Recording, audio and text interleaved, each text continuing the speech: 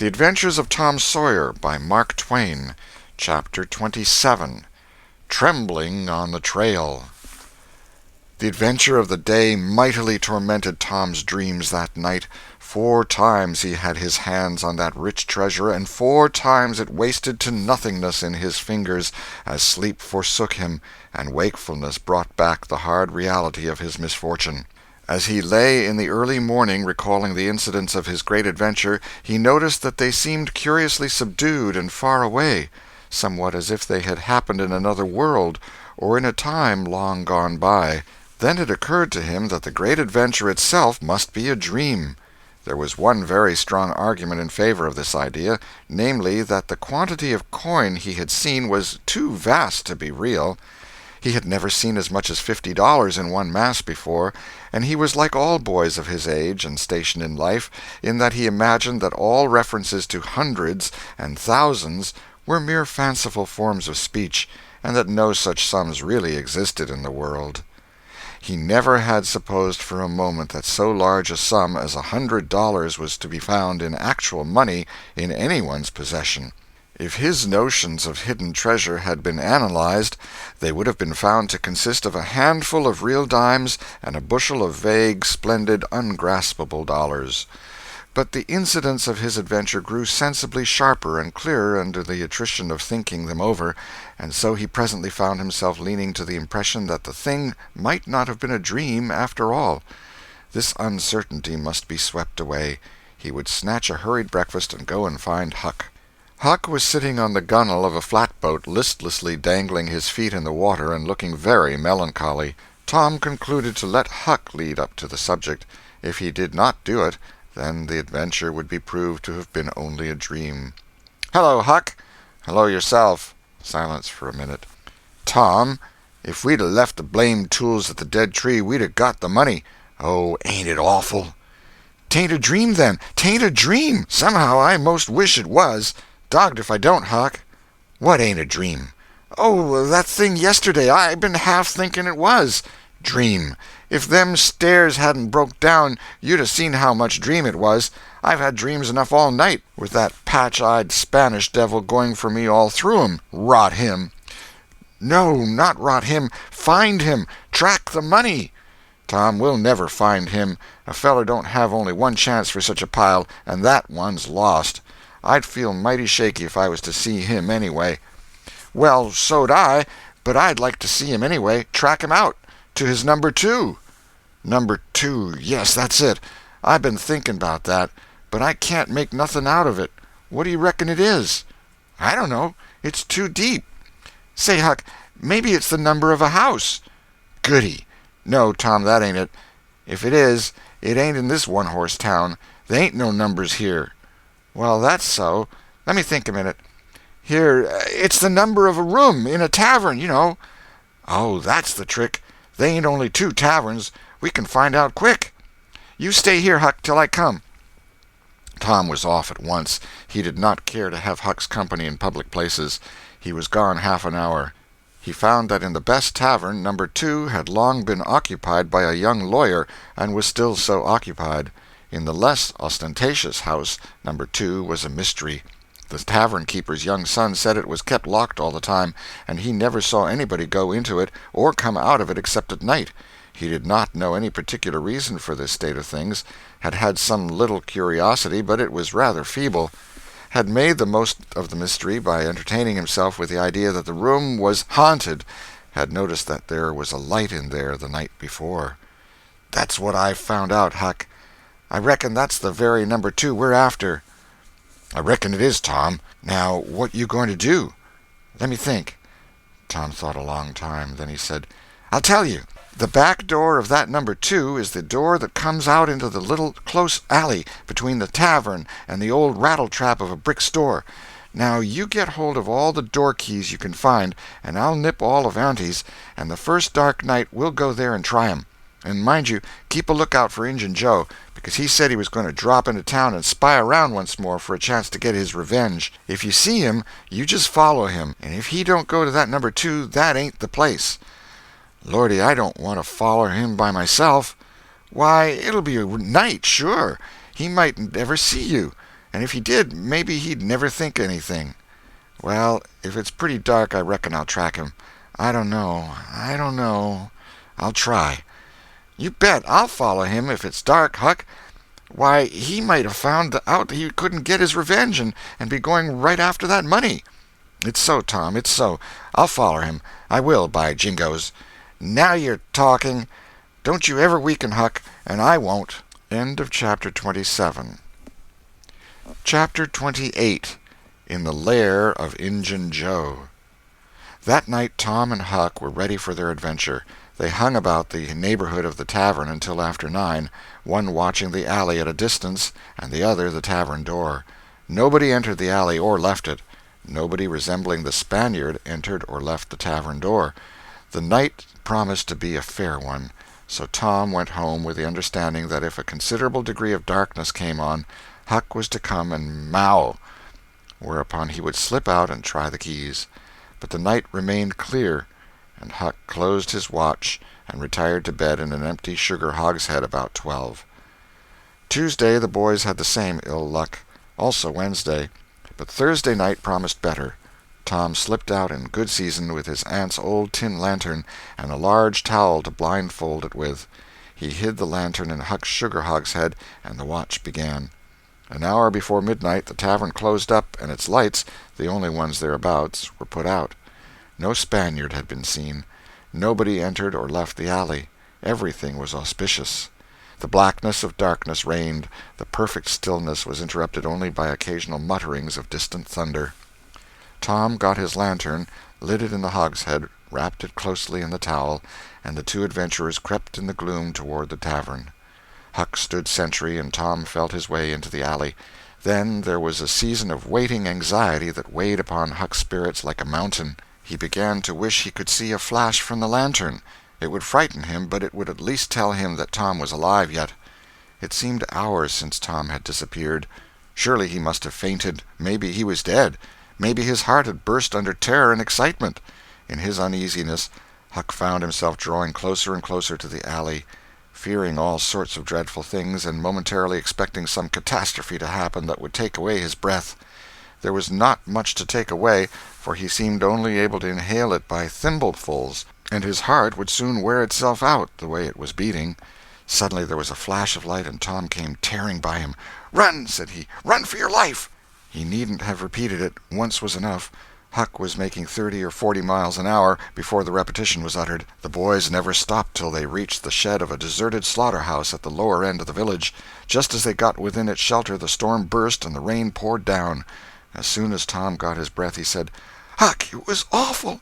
I tried 2 of the keys, just as soft as I could, but they seemed to make such a power of a racket that I couldn't hardly get my breath, I was so scared. They wouldn't turn in the lock, either. Well, without noticing what I was doing, I took hold of the knob, and open comes the door. It warn't locked. I hopped in and shook off the towel, and great Caesar's ghost!" What you see, Tom?" "Huck, I most stepped onto Injun Joe's hand." "No!" "Yes, he was laying there sound asleep on the floor, with his old patch on his eye and his arms spread out." "Lordy, what'd you do? Did he wake up?" "No, never budged. Drunk, I reckon. I just grabbed that towel and started." "I'd never thought of the towel, I bet." "Well, I would. My aunt would make me mighty sick if I lost it." "Say, Tom, did you see that box?" "Huck, I didn't wait to look around. I didn't see the box. I didn't see the cross. I didn't see anything but a bottle and a tin cup on the floor by Injun Joe. Yes, and I saw 2 barrels and lots more bottles in the room. Don't you see, now? What's the matter with that haunted room?" "How?" "Why, it's haunted with whiskey. Maybe all the temperance taverns have got a haunted room, hey, Huck?" "Well, I reckon maybe that's so. Who'd have thought such a thing? But say, Tom, now's a mighty good time to get that box if Injun Joe's drunk." "It is that. You try it." Huck shuddered. "Well, no, I reckon not." "And I reckon not, Huck. Only 1 bottle alongside of Injun Joe ain't enough. If there'd been 3, he'd be drunk enough, and I'd do it." There was a long pause for reflection, and then Tom said, "Looky here, Huck, let's not try that thing any more till we know Injun Joe's not in there. It's too scary. Now, if we watch every night, we'll be dead sure to see him go out, sometime or other, and then we'll snatch that box quicker'n lightning." Well, I'm agreed. I'll watch the whole night long, and I'll do it every night, too, if you'll do the other part of the job." "All right, I will. All you got to do is to trot up Hooper Street a block and mow, and if I'm asleep, you throw some gravel at the window, and that'll fetch me." "Agreed, and good as wheat." "Now, Huck, the storm's over, and I'll go home. It'll begin to be daylight in a couple hours. You go back and watch that long, will you?" "I said I would, Tom, and I will. I'll haunt that tavern every night for a year. I'll sleep all day, and I'll stand watch all night." "That's all right. Now, where are you going to sleep?" "In Ben Rogers' hayloft. He lets me, and so does his pap's nigger man, Uncle Jake. I tote water for Uncle Jake whenever he wants me to, and any time I ask him he gives me a little something to eat if he can spare it. That's a mighty good nigger, Tom. He likes me, because I don't ever act as if I was above him. Sometimes I set right down and eat with him, but you needn't tell that. A body's got to do things when he's awful hungry he wouldn't want to do as a steady thing. Well, if I don't want you in the daytime, I'll let you sleep. I won't come bothering round. Any time you see something's up in the night, just skip right around and meow." End of chapter 28. The Adventures of Tom Sawyer by Mark Twain, Chapter 29. Huck Saves the Widow. The first thing Tom heard on Friday morning was a glad piece of news. Judge Thatcher's family had come back to town the night before. Both Injun Joe and the treasure sank into secondary importance for a moment, and Becky took the chief place in the boy's interest. He saw her, and they had an exhausting good time playing high spy and gully keeper with a crowd of their schoolmates. The day was completed and crowned in a peculiarly satisfactory way. Becky teased her mother to appoint the next day for the long-promised and long-delayed picnic, and she consented. The child's delight was boundless, and Tom's not more moderate. The invitations were sent out before sunset, and straightway the young folks of the village were thrown into a fever of preparation and pleasurable anticipation. Tom's excitement enabled him to keep awake until a pretty late hour, and he had good hopes of hearing Huck's mow and of having his treasure to astonish Becky and the picnickers with next day. But he was disappointed. No signal came that night. Morning came eventually, and by 10 or 11 o'clock a giddy and rollicking company were gathered at Judge Thatcher's, and everything was ready for a start. It was not the custom for elderly people to mar picnics with their presence. The children were considered safe enough under the wings of a few young ladies of 18 and a few young gentlemen of 23 or thereabouts. The old steam ferry-boat was chartered for the occasion. Presently the gay throng filed up the main street laden with provision baskets. Sid was sick and had to miss the fun. Mary remained at home to entertain him. The last thing Mrs. Thatcher said to Becky was, "You'll not get back till late. Perhaps you'd better stay all night with some of the girls that live near the ferry landing, child." "Then I'll stay with Susie Harper, Mama." "Very well. And mind and behave yourself, and don't be any trouble." Presently, as they tripped along, Tom said to Becky, "Say, I'll tell you what we'll do. Instead of going to Joe Harper's, we'll climb right up the hill and stop at the Widow Douglas's. She'll have ice cream. She has it most every day. Dead loads of it. And she'll be awful glad to have us." "Oh, that will be fun." Then Becky reflected a moment and said, "But what will Mama say?" "Well, how she'll ever know?" The girl turned the idea over in her mind and said reluctantly, "I reckon it's wrong, but—" "But shucks, your mother won't know, and so what's the harm? All she wants is that you'll be safe, and I bet you she'd have said go there if she'd have thought about it. I know she would." The Widow Douglas's splendid hospitality was a tempting bait.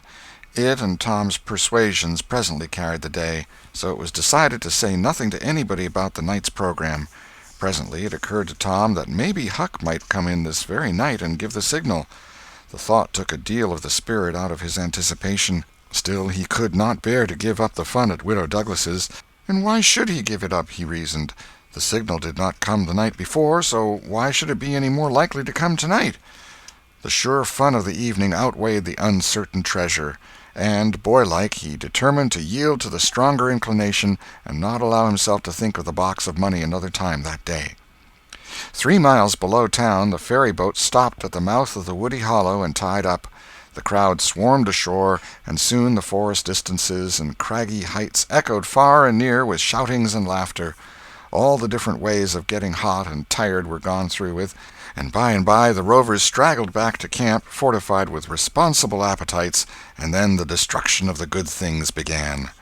After the feast there was a refreshing season of rest and chat in the shade of spreading oaks. By and by somebody shouted, "Who's ready for the cave?" Everybody was. Bundles of candles were procured, and straightway there was a general scamper up the hill. The mouth of the cave was up the hillside, an opening shaped like a letter A. Its massive oaken door stood unbarred. Within was a small chamber, chilly as an ice-house, and walled by nature with solid limestone that was dewy with a cold sweat. It was romantic and mysterious to stand here in the deep gloom and look out upon the green valley shining in the sun. But the impressiveness of the situation quickly wore off, and the romping began again. The moment a candle was lighted there was a general rush upon the owner of it. A struggle and a gallant defense followed, but the candle was soon knocked down or blown out, and then there was a glad clamor of laughter and a new chase. But all things have an end. By and by the procession went filing down the steep descent of the main avenue, the flickering rank of lights dimly revealing the lofty walls of rock almost to their point of junction 60 feet overhead. This main avenue was not more than 8 or 10 feet wide. Every few steps other lofty and still narrower crevices branched from it on either hand, for McDougal's cave was but a vast labyrinth of crooked aisles that ran into each other and out again and led nowhere. It was said that one might wander days and nights together through its intricate tangle of rifts and chasms and never find the end of the cave, and that he might go down and still down into the earth, and it was just the same, labyrinth underneath labyrinth, and no end to any of them. No man knew the cave. That was an impossible thing.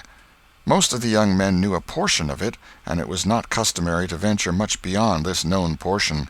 Tom Sawyer knew as much of the cave as anyone.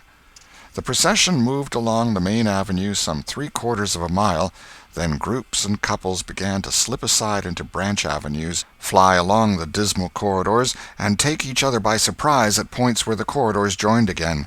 Parties were able to elude each other for the space of half an hour without going beyond the known ground. By and by one group after another came straggling back to the mouth of the cave, panting, hilarious, smeared from head to foot with tallow drippings, daubed with clay, and entirely delighted with the success of the day. Then they were astonished to find that they had been taking no note of time, and that night was about at hand. The clanging bell had been calling for half an hour. However, this sort of close to the day's adventures was romantic and therefore satisfactory. When the ferry-boat with her wild freight pushed into the stream, nobody cared sixpence for the wasted time but the captain of the craft. Huck was already upon his watch when the ferry-boat's lights went glinting past the wharf. He heard no noise on board, for the young people were as subdued and still as people usually are who are nearly tired to death. He wondered what boat it was, and why she did not stop at the wharf, and then he dropped her out of his mind and put his attention upon his business. The night was growing cloudy and dark. 10 o'clock came, and the noise of vehicles ceased. Scattered lights began to wink out. All straggling foot-passengers disappeared. The village betook itself to its slumbers, and left the small watcher alone with the silence and the ghosts. 11 o'clock came, and the tavern lights were put out. Darkness everywhere now. Huck waited what seemed a weary long time, but nothing happened. His faith was weakening. Was there any use? Was there really any use? Why not give it up and turn in? A noise fell upon his ear. He was all attention in an instant. The alley door closed softly. He sprang to the corner of the brick store. The next moment 2 men brushed by him, and one seemed to have something under his arm. It must be that box. So they were going to remove the treasurer. Why call Tom now? It would be absurd. The men would get away with the box and never be found again. No, he would stick to their wake and follow them. He would trust to the darkness for security from discovery. So, communing with himself, Huck stepped out and glided along behind the men, cat-like, with bare feet, allowing them to keep just far enough ahead not to be invisible. They moved up the river street 3 blocks, then turned to the left up a cross street. They went straight ahead, then, until they came to the path that led up Cardiff Hill. This they took. They passed by the old Welshman's house, halfway up the hill, without hesitating, and still climbed upward. Good, thought Huck, they will bury it in the old quarry. But they never stopped at the quarry. They passed on, up the summit. They plunged into the narrow path between the tall sumac bushes, and were at once hidden in the gloom. Huck closed up and shortened his distance now, for they would never be able to see him. He trotted along a while, then slackened his pace, fearing he was gaining too fast, moved on a piece, then stopped altogether, listened. No sound. None, save that he seemed to hear the beating of his own heart. The hooting of an owl came from over the hill. Ominous sound. But no footsteps. Heavens, was everything lost? He was about to spring with winged feet when a man cleared his throat not 4 feet from him. Huck's heart shot into his throat, but he swallowed it again, and then he stood there, shaking as if a dozen agues had taken charge of him at once, and so weak that he thought he must surely fall to the ground. He knew where he was. He knew he was within 5 steps of the stile leading into Widow Douglas's grounds. Very well, he thought, let them bury it there. It won't be hard to find. Now there was a voice, a very low voice, Injun Joe's. Damn her. Maybe she's got company. There's lights, late as it is. I can't see any. This was that stranger's voice, the stranger of the haunted house. A deadly chill went to Huck's heart. This, then, was the revenge job. His thought was to fly. Then he remembered that the Widow Douglas had been kind to him more than once, and maybe these men were going to murder her. He wished he dared venture to warn her, but he knew he didn't dare. They might come and catch him. He thought all this and more in the moment that lapsed between the stranger's remark and Injun Joe's next, which was, "Because the bush is in your way. Now this way. Now you see, don't you?" "Yes. Well, there is company there, I reckon. Better give it up." "Give it up? And I just leaving this country forever? Give it up and maybe never have another chance? I tell you again, as I've told you before, I don't care for her swag. You may have it. But her husband was rough on me. Many times he was rough on me. And mainly he was the justice of the peace that jugged me for a vagrant. And that ain't all. It ain't a millionth part of it. He had me horsewhipped. Horsewhipped in front of the jail like a nigger, with all the town looking on. Horsewhipped, do you understand? He took advantage of me and died, but I'll take it out of her." "Oh, don't kill her. Don't do that." "Kill? Who said anything about killing? I would kill him if he were here, but not her. When you want to get revenge on a woman, you don't kill her. Bosh, you go for her looks. You slit her nostrils. You notch her ears like a sow." "By God, that's—" "Keep your opinion to yourself. It will be safest for you. I'll tie her to the bed. If she bleeds to death, is that my fault? I'll not cry if she does. My friend, you'll help in this thing, for my sake. That's why you're here. I mightn't be able alone. If you flinch, I'll kill you. Do you understand that? And if I have to kill you, I'll kill her, and then I reckon nobody'll ever know much about who done this business." "Well, if it's got to be done, let's get at it. The quicker the better. I'm all in a shiver." "Do it now? And company there? Look here, I'll get suspicious of you first thing you know. No, we'll wait till the lights are out. There's no hurry." Huck felt that a silence was going to ensue, a thing still more awful than any amount of murderous talk, so he held his breath and stepped gingerly back, planted his foot carefully and firmly, after balancing, one-legged, in a precarious way, and almost toppling over, first on one side and then on the other. He took another step back with the same elaboration and the same risks, then another and another, and a twig snapped under his foot. His breath stopped and he listened. There was no sound. The stillness was perfect. His gratitude was measureless. Now he turned in his tracks, between the walls of sumac bushes, turned himself as carefully as if he were a ship, and then stepped quickly but cautiously along. When he emerged at the quarry he felt secure, and so he picked up his nimble heels and flew. Down, down he sped till he reached the Welshman's. He banged at the door, and presently the heads of the old man and his 2 stalwart sons were thrust from the windows. "What's the row there? Who's banging? What do you want?" "Let me in, quick! I'll tell everything." "Why, who are you?" "Huckleberry Finn! Quick, let me in!" Huckleberry Finn, indeed. It ain't a name to open many doors, I judge. But let him in, lads, and let's see what's the trouble." "Please don't ever tell I told you," were Huck's first words when he got in. "Please don't. I'd be killed, sure. But the widow's been good friends to me sometimes, and I want to tell. I will tell if you'll promise you won't ever say it was me." "By George, he has got something to tell, or he wouldn't act so," exclaimed the old man. "Out with it, and nobody here'll ever tell, lad." 3 minutes later the old man and his sons, well armed, were up the hill and just entering the sumac path on tiptoe, their weapons in their hands.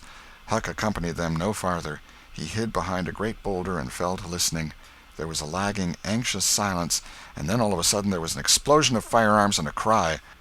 Huck waited for no particulars. He sprang away and sped down the hill as fast as his legs could carry him. End of chapter 29. The Adventures of Tom Sawyer by Mark Twain. Chapter 30. Tom and Becky in the Cave. As the earliest suspicion of dawn appeared on Sunday morning, Huck came groping up the hill and rapped gently at the old Welshman's door. The inmates were asleep, but it was a sleep that was set on a hair-trigger on account of the exciting episode of the night. A call came from a window. "Who's there?" Huck's scared voice answered in a low tone. "Please let me in. It's only Huck Finn." "It's a name that can open this door night or day, lad, and welcome." These were strange words to the vagabond boy's ears, and the pleasantest he had ever heard. He could not recollect that the closing word had ever been applied in his case before. The door was quickly unlocked, and he entered. Huck was given a seat, and the old man and his brace of tall sons speedily dressed themselves. "Now, my boy, I hope you're good and hungry, because breakfast will be ready as soon as the sun's up, and we'll have a piping hot one, too. Make yourself easy about that. I and the boys hoped you'd turn up and stop here last night." "I was awful scared," said Huck, "and I run. I took out when the pistols went off, and I didn't stop for 3 miles. I've come now because I wanted to know about it, you know, and I come before daylight because I didn't want to run across them devils, even if they was dead." "Well, poor chap, you do look as if you'd had a hard night of it, but there's a bed here for you when you've had your breakfast. No, they ain't dead, lad. We are sorry enough for that. You see, we knew right where to put our hands on them, by your description, so we crept along on tiptoe till we got within 15 feet of them, dark as a cellar that sumac path was, and just then I found I was going to sneeze. It was the meanest kind of luck. I tried to keep it back, but no use. 'Twas bound to come, and it did come. I was in the lead with my pistol raised, and when the sneeze started, those scoundrels a-rustling to get out of the path, I sung out, 'Fire, boys!' and blazed away at the place where the rustling was. So did the boys, but they were off in a jiffy, those villains, and we after them down through the woods. I judge we never touched them. They fired a shot apiece as they started, but their bullets whizzed by and didn't do us any harm. As soon as we lost the sound of their feet, we quit chasing, and went down and stirred up the constables. They got a posse together and went off to guard the river bank, and as soon as it is light the sheriff and a gang are going to beat up the woods. My boys will be with them presently. I wish we had some sort of description of those rascals. 'Twould help a good deal. But you couldn't see what they were like in the dark, lad, I suppose?" "Oh, yes, I saw them downtown and followed them." "Splendid. Describe them. Describe them, my boy." "One's the old deaf and dumb Spaniard that's been round here once or twice, and t'other's a mean-looking, ragged—" "That's enough, lad. We know the men. Happened on them in the woods back of the widow's one day, and they slunk away. Off with you, boys, and tell the sheriff. Get your breakfast tomorrow morning." The Welshman's sons departed at once. As they were leaving the room, Huck sprang up and exclaimed, "Oh, please don't tell anybody it was me that blowed on them. Oh, please." "All right if you say it, Huck, but you ought to have the credit of what you did." "Oh, no, please don't tell." When the young men were gone, the old Welshman said, "They won't tell, and I won't. But why don't you want it known?" Huck would not explain, further than to say that he already knew too much about one of those men, and would not have the man know that he knew anything against him for the whole world. He would be killed for knowing it, sure. The old man promised secrecy once more, and said, "How did you come to follow these fellows, lad? Were they looking suspicious?" Huck was silent while he framed a duly cautious reply. Then he said, "Well, you see, I'm a kind of a hard lot, least everybody says so, and I don't see nothing agin it, and sometimes I can't sleep much on accounts of thinking about it and sort of trying to strike out a new way of doing. That was the way it was last night. I couldn't sleep, and so I come along up street 'bout midnight a-turning it all over, and when I got to that old shackly brick store by the Temperance Tavern, I backed up agin the wall to have another think. Well, just then along comes these two chaps slipping along close by me with something under their arm, and I reckoned they'd stole it. One was a-smoking, and t'other one wanted a light, so they stopped right before me, and the cigars lit up their faces, and I see that the big one was the deaf and dumb Spaniard, by his white whiskers and the patch on his eye, and t'other one was a rusty, ragged-looking devil. "Could you see the rags by the light of the cigars?" This staggered Huck for a moment. Then he said, "Well, I don't know, but somehow it seems as if I did." Then they went on. "And you—" "Follered them, yes. That was it. I wanted to see what was up. They sneaked along so. I dogged 'em to the widder's stile, and stood in the dark and heard the ragged one beg for the widder, and the Spaniard swear he'd spile her looks, just as I told you, and your two—" "What? The deaf and dumb man said all that?" Huck had made another terrible mistake. He was trying his best to keep the old man from getting the faintest hint of who the Spaniard might be, and yet his tongue seemed determined to get him into trouble in spite of all he could do. He made several efforts to creep out of his scrape, but the old man's eye was upon him, and he made blunder after blunder. Presently the Welshman said, "My boy, don't be afraid of me. I wouldn't hurt a hair of your head for all the world. No, I'd protect you. I'd protect you. This Spaniard is not deaf and dumb. You've let that slip without intending it.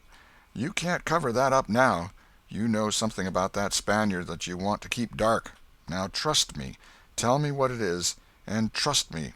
I won't betray you."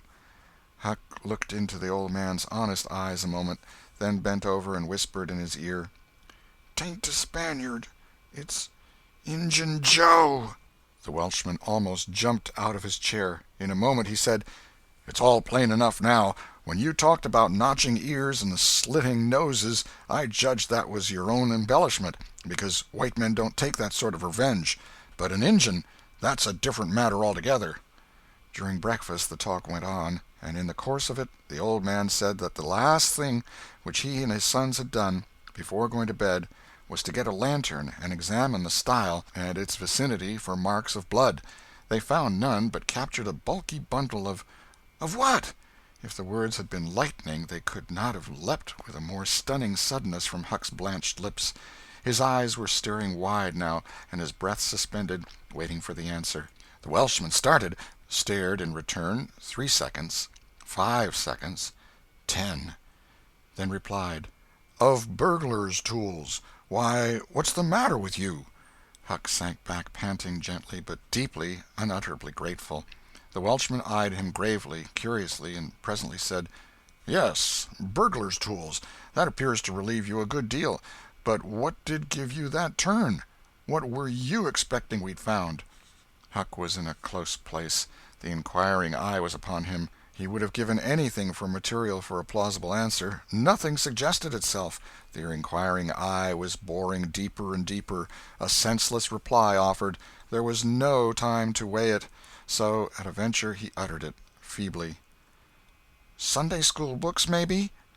Poor Huck was too distressed to smile, but the old man laughed loud and joyously, shook up the details of his anatomy from head to foot, and ended by saying that such a laugh was money in a man's pocket, because it cut down the doctor's bills like everything.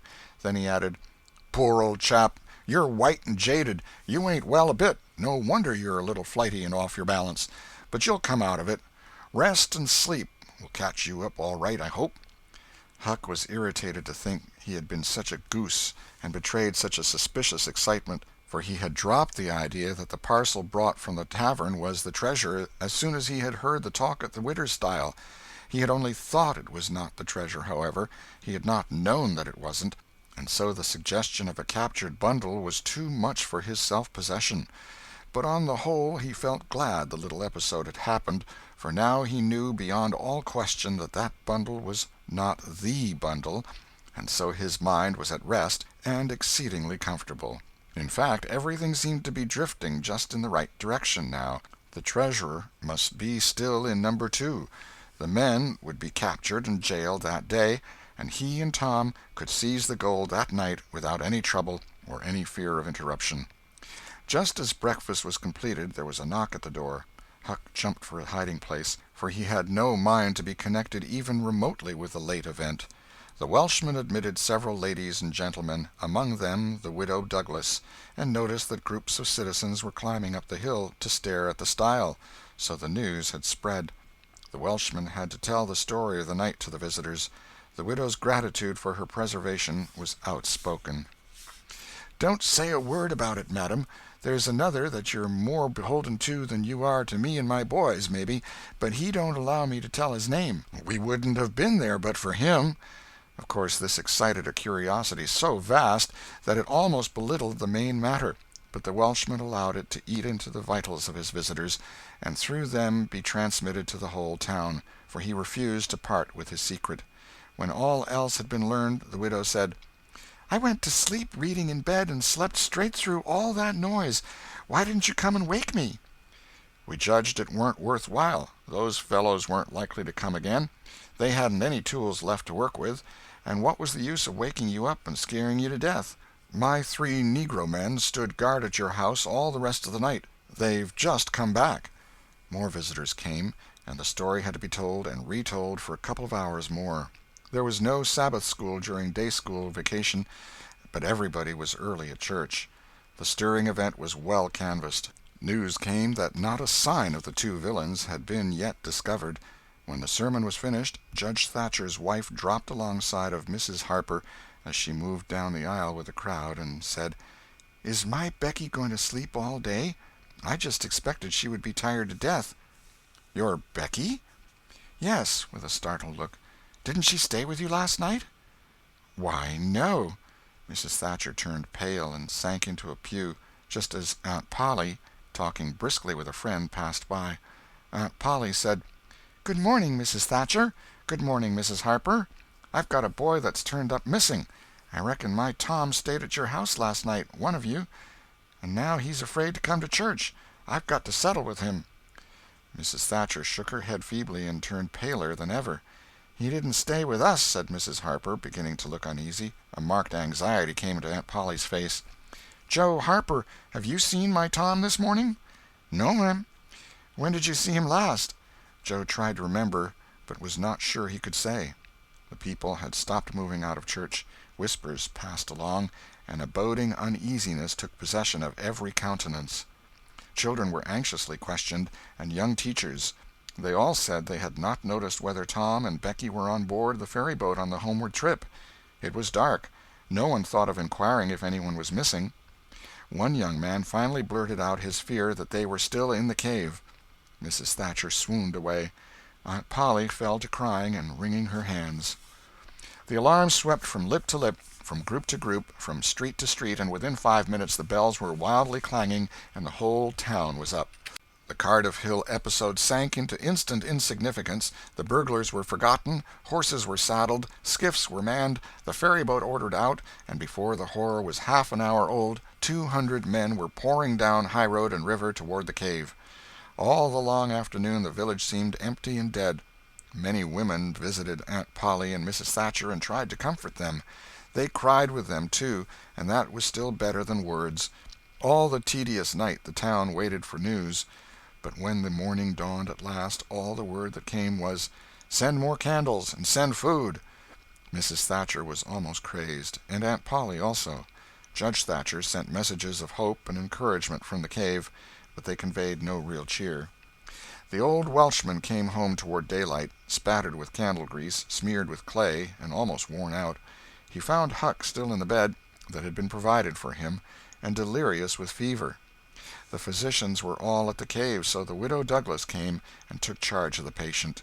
She said she would do her best by him, because whether he was good, bad, or indifferent, he was the Lord's, and nothing that was the Lord's was a thing to be neglected.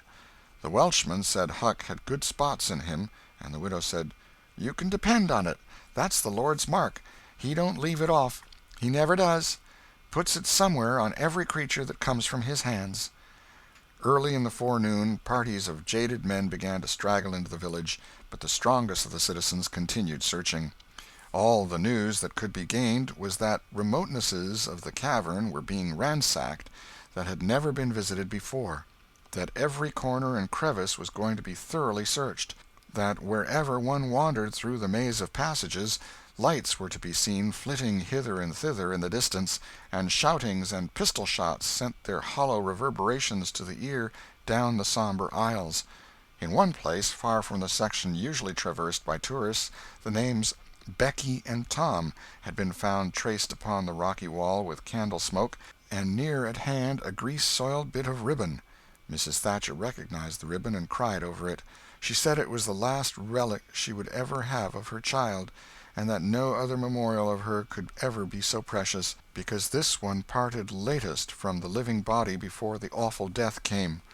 Some said that now and then in the cave a far-away speck of light would glimmer, and then a glorious shout would burst forth, and a score of men go trooping down the echoing aisle, and then a sickening disappointment always followed.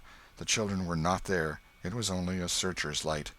3 dreadful days and nights dragged their tedious hours along, and the village sank into a hopeless stupor. No one had heart for anything.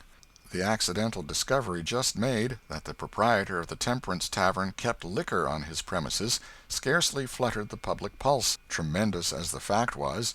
In a lucid interval, Huck feebly led up to the subject of taverns, and finally asked, dimly dreading the worst, if anything had been discovered at the Temperance Tavern since he had been ill. "Yes," said the widow. Huck started up in bed, wild-eyed. "What? What was it?" "Liquor, and the place has been shut up." "Lie down, child. What a turn you did give me." "Only tell me just one thing, only just one, please. Was it Tom Sawyer that found it?" The widow burst into tears. "Hush, hush, child, hush. I've told you before, you must not talk. You are very, very sick." Then nothing but liquor had been found. There would have been a great powwow if it had been the gold. So the treasure was gone forever, gone forever. But what could she be crying about? Curious that she should cry. These thoughts worked their dim way through Huck's mind, and under the weariness they gave him he fell asleep. The widow said to herself, "There, he's asleep, poor wreck. Tom Sawyer find it. Pity but somebody could find Tom Sawyer. Ah, there ain't many left now that's got hope enough, or strength enough either, to go on searching." End of chapter 30.